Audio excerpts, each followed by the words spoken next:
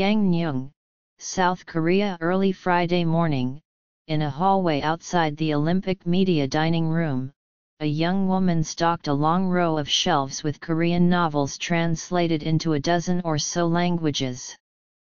The books were free to take or borrow, she said.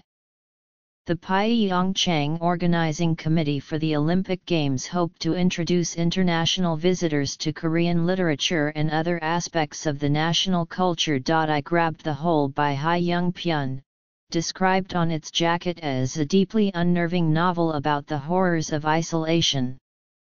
I've spent the last 24 hours here in the cold, waiting for the rest of the world to arrive.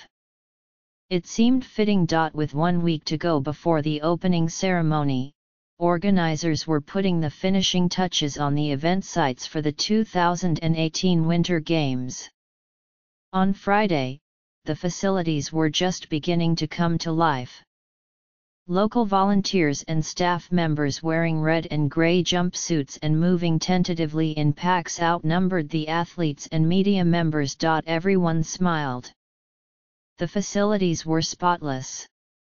Everything had that new Olympic smell of recently hung sheetrock and drying spackling paste. I began my trip on Thursday afternoon at the main train station in Seoul.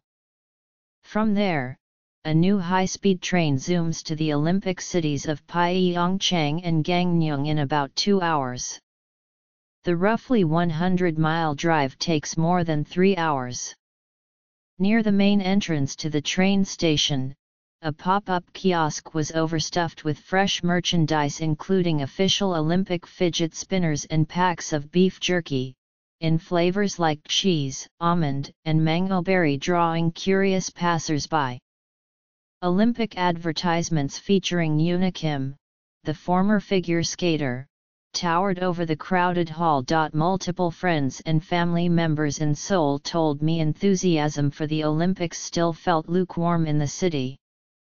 They wondered if more people would get excited once the events began. I hopped on a train to Gangneung, a seaside city famous in Korea for its beaches, seafood, and tofu, where many of the indoor ice events will be held.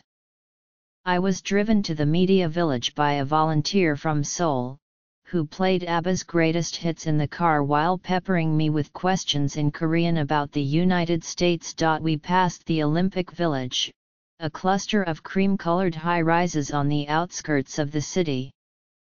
Italian and Japanese flags hung outside the windows of the complex.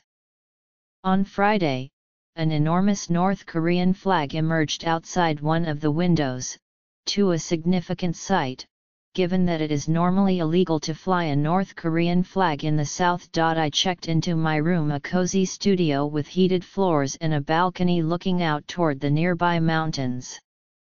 There were no hints of the horror stories of Sochi, where visitors landed in rooms without toilets or locks on their doors or actual doors, or with other visitors sleeping in their beds.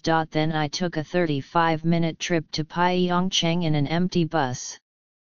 It was bone-chillingly cold in the mountains where the outdoor events will be held, and temperatures have been hovering in the teens all winter.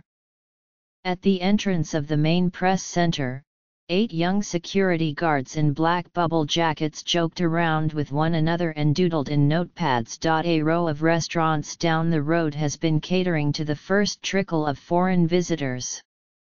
In one establishment serving Japanese comfort food, a young cook in a white apron who spoke some English was repeatedly summoned to the dining room to help the waitresses communicate with the foreign customers wearing news media badges. Communication can be an obstacle at every Olympics, and many businesses in Gangneung and Pyeongchang spent the previous months updating signs and menus to include some English. In a small commercial district that sits between the media village and athlete accommodations, a woman sold hot snacks from a red roadside tent. Some items, like lamb and chicken skewers, were advertised in English.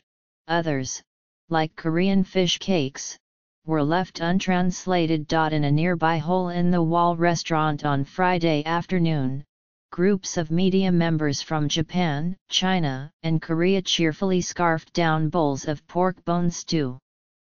I squeezed in between them and ordered one of my own. The bowl was plopped down in front of me, enveloped in a plume of steam. The biting cold suddenly seemed far away.